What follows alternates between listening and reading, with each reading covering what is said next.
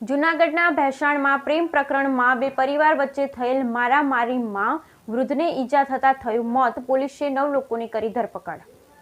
જૂનાગઢના ભેંસાણમાં 2 દિવસ અગાઉ યુવક અને યુવતી પ્રેમ સંબંધને કારણે ભાગી ગયા બાદ બંને પરિવાર વચ્ચે ધીંગાણું ફેલાયું, જેમાં યુવતીના દાદાનું ગંભીર ઈજા થતાં સારવાર દરમિયાન મૃત્યુ થયું. જે બનાવ મારામારી બાદ હત્યામાં પલટાયો હતો અને હત્યા કેસમાં ભેંસાણ પોલીસ દ્વારા 9 આરોપીની ધરપકડ કરવામાં આવી છે, જેમાં 2 મહિલા અને 7 પુરુષોનો સમાવેશ થાય છે. જૂનાગઢ ડીવાયએસપી હિતેશ ધાંધલિયાએ જણાવ્યું કે ભેંસાણના સોવારમાં પ્લોટ વિસ્તારમાં ફરિયાદી પ્રવીણભાઈ મુરજીભાઈએ સોલંકીની ભત્રીજી 8 દિવસ પહેલા લખનનાથ ઝવેરનાથ ડાંગરના દીકરા યોગેશ સાથે ભાગી ગઈ, જે બાબતનું આરોપી અને ફરિયાદી વચ્ચે મંદુક હતું. જે મામલે આરોપીએ ફરિયાદી સાથે માથાકૂટ કરી ભૂંડી ગાળો આપી તેમજ આ તમામ આરોપીઓ ફરિયાદીના પિતા પર હુમલો કરી પથ્થર ફેંક્યા હતા. આરોપીઓ દ્વારા પથ્થરો ફેંકવામાં આવતા મુરજીભાઈ સોલંકીને ગંભીર ઈજાઓ થઈ, જેને સારવાર માટે ભેંસાણ સિવિલ હોસ્પિટલ ખસેડવામાં આવ્યા અને પોલીસ દ્વારા આરોપીઓ વિરુદ્ધ સુલેભંગ અને મુરજીભાઈ સોલંકીને ઈજા પહોંચાડવા મામલે ગુનો નોંધવામાં આવ્યો. ત્યારે મુરજીભાઈ સોલંકીની તબિયત લથડતા તેને સારવાર માટે જૂનાગઢ સિવિલ હોસ્પિટલમાં ખસેડવામાં આવ્યા, જ્યાં સારવાર દરમિયાન મુરજીભાઈ સોલંકીનું મૃત્યુ થયું. આ મામલે ભેંસાણ પોલીસ દ્વારા ભારતીય ન્યાય સંહિતા કલમ 103(1), 125(1), 115(2) તેમજ 54 અને જીપી એક્ટ કલમ 135નો આ ગુનો કરવા મામલે આરોપીઓ વિરુદ્ધ કલમોનો ઉમેરો કરી ફરિયાદ નોંધવામાં આવી. ત્યારે ભેંસાણ પોલીસ દ્વારા રાહુલ લખનનાથ ડાંગર, લખન ઝવેરનાથ ડાંગર, સાગર રામજી, સંજય રામજી, ગીતાબેન લખનનાથ, વિજય સંજય, સનાભાઈ ભીખાભાઈ, ગીતાબેન અને રવિભાઈ જયંતિ નામના 9 આરોપીની ભેંસાણ પોલીસ દ્વારા ધરપકડ કરવામાં આવી. હાલ આ તમામ આરોપીની ધરપકડ કરી ભેંસાણ પોલીસ દ્વારા આરોપીઓની પૂછપરછ હાથ ધરવામાં આવી. Bureau report Kasam હુતી, Bhesan.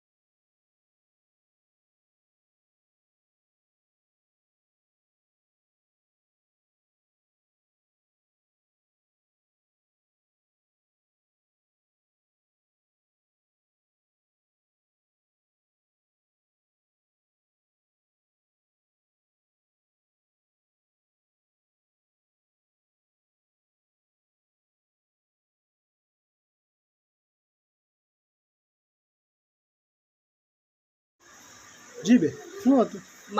હું એની દીકરી છું અને આ મૂર્તિ બાપા છે એ મારા બાપ છે.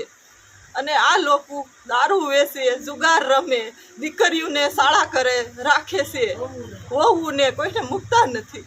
અને મારો ભાઈ હતો, એની દીકરી હતી, એને લઈ ગયા અને ઉપર જતા ધમકી દીધી અને ઘેરે હતા અને ઘેરે મારવા આવ્યા. એમાં મારા બાપુજીનું મર્ડર કરી નાખ્યું એને. તો અમે એને વિનંતી કરી છે કે એને છે ને ફાંસીની સજા થાય, એને ફાંસીની સજા થવી જોઈએ. અમારે આનો ન્યાય જોઈએ, અમને ન્યાય આપવાનો. આજ તો અમારું કર્યું, કાલ બીજાના આ 12 ગામના આવીને અહીંયા રહેવા અહીં કરી ગયા છે અને અહીંયા બધાને હેરાન કરે છે અને ઉપર જતા ધમકી દે છે. શું કામ ધંધો આ લોકો શું કરે છે? સામેવાળા દારૂ વેચે છે, જુગાર રમે છે, એ બધો ધંધો એનો ઈ જ કરવાનો. દીકરીઓને રાખે છે, દીકરીઓને લઈ જઈને વેચી નાખે છે, બધું કરે છે. અમારી દીકરીને લઈ ગયા દારૂના જુગારના ધંધા કરે છે, આજુબાજુ વાળાને છે ને હેરાન કરે છે, એટલે ધમકીઓ આપે છે. અને અમને સતાય, અમારી દીકરી લઈ ગયા તો સતાય અમારી ઘરે અમને મારવા આવ્યા અને અમારા બાપુજીનું છે ને મર્ડર કરી નાખ્યું છે. અમારે ન્યાય જોઈએ અને તો સતાય મને હોતન માર્યો તો જો આ ટાંકા લીધેલા છે, ટાંકા લીધેલા આવે છે ને, આવી બેદરકારી કરે છે અને આ મારે છે. અમારે ન્યાય જોઈ. એ આખા એરિયામાં શું ધંધો કરે છે? શું કામ? દારૂનો, જુગારનો, દીકરીઓને છે ને ભગાડીને લઈ જવાનો ઈ ધંધો. ભેંસાણ પોલીસ સ્ટેશન વિસ્તારમાં ભેંસાણ ટાઉનના સોવારિયા પ્લોટમાં રહેતા ફરિયાદી પ્રવીણભાઈ મુરજીભાઈ સોલંકી, જેમની ભત્રીજી છે, આજથી 10-12 દિવસ પહેલા આ ગુનાના આરોપી નંબર 2 લખનનાથ ઝવેરનાથ ડાંગર તેમના દીકરા યોગેશ સાથે ભાગી ગયેલી હોય, જે બાબતે આરોપી અને ફરિયાદી તમામ અડોશ પડોશમાં રહેતા હોય આ બાબતનું મનદુખ રાખી આ આરોપીઓ ફરિયાદી અને ફરિયાદીના પરિવાર સાથે માથાકૂટ કરવા આવેલા. ત્યારબાદ એમને ભૂંડાબોલી ગાળો આપેલી અને વારા ફરતી આવી પથ્થરો ફેંકી અને ઈજા પહોંચાડેલી. આ જ્યારે પથ્થરો ફેંકવામાં આવેલા તે સમયે ફરિયાદીના પિતા મુનજીભાઈ ગાંડાભાઈ સોલંકી, જે 70 વર્ષના હોય, તેમને ઈજા થયેલી અને સારવાર માટે છે એ તેમને ભેસાણ હોસ્પિટલમાં લઈ ગયેલા.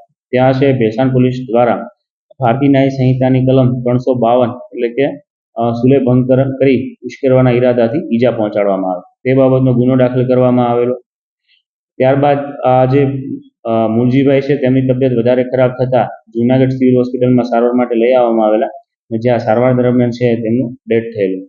આ બાબતે ભેસાણ પોલીસ દ્વારા ભારતીય ન્યાય સંહિતાની કલમ 103(1), 125(a), 115(2) આ ઉપરાંત